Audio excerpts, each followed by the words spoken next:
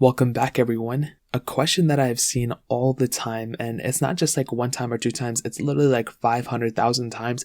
And I even see it trending on Twitter all the time too. And it's basically, wow, the new iPhone just came out and my old iPhone is glitching up now all of a sudden, or wow, the new iPhones came out, Apple purposely slowed down our old iPhones or whatever. And I've been kind of vocal about this too for the last couple years, saying Apple's probably slowing down. It's a conspiracy. I'm not saying it is. It's just, a mythology, if you will. But there is something that is kind of revolved around this that is actually pretty apparent. And it's a super smart thing that Apple does because they kind of mask it as some sort of feature. But in reality, it could make people think that, oh, my iPhone is like glitching up now or it's messing up. So I have to go get the newest one. And this is basically what it is. And they did it really, really well this year. So every single year that basically a new iPhone comes out, whatever, guess what happens? At the same day, typically, this year changed up a little bit, but typically around the same time when the new iPhones are coming out, Apple releases their new iOS version. So they release iOS 14 right now,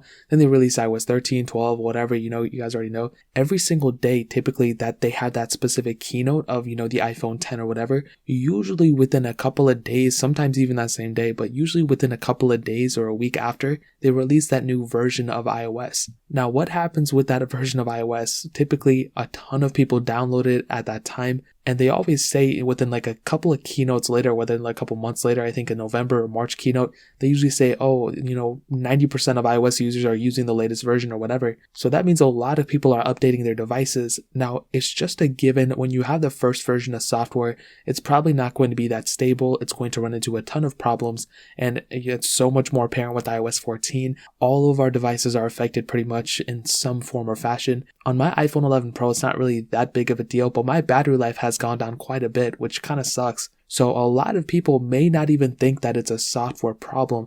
They may just think that, their iPhone is getting old, or it's, there's an issue with this specific device and I have to go get a new one to fix it. And sometimes, most of the time, I'll probably tell you 99% of the problems that you have on your iPhone around the September to October timeframe will usually be a software issue, unless you cracked your screen or something like that. If your battery is starting to go down, if apps are crashing, if your performance is down or whatever, typically it's because of the software update that you just got, especially going from one version of software to the next one, and it's a major OS upgrade, aka from iOS 12 to 13 or iOS 13 to iOS 12. So Apple purposely does this because, one, they can get the software out, and two, they can make people think that their iPhones are messed up so they can go and upgrade to the newest one. Like, it's the smartest thing ever. And they used to have their Apple keynotes for their iPhones, I think middle of the year. I think back when the iPhone 4 and 4S or something like that came out, they usually had them in the middle of the year, but they eventually switched it out to later in the year. And you wonder why, And I personally think it's because, the software experience, people upgrade, they mess up their devices, and they go and buy the new phones because they don't think it's a software problem. But typically what happens is within a couple of months,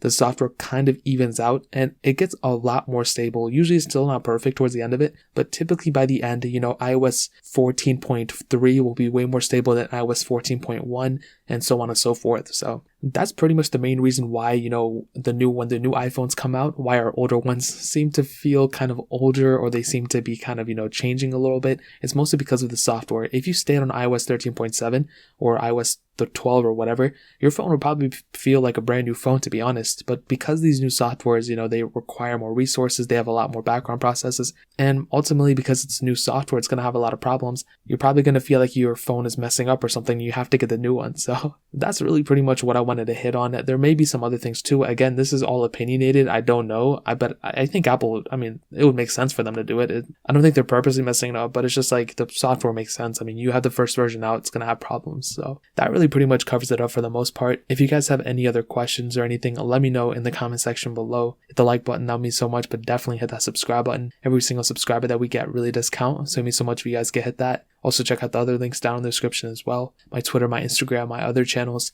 More importantly than everything else, every single one of you guys. Hopefully I'll catch you guys in the next video. Peace out till then.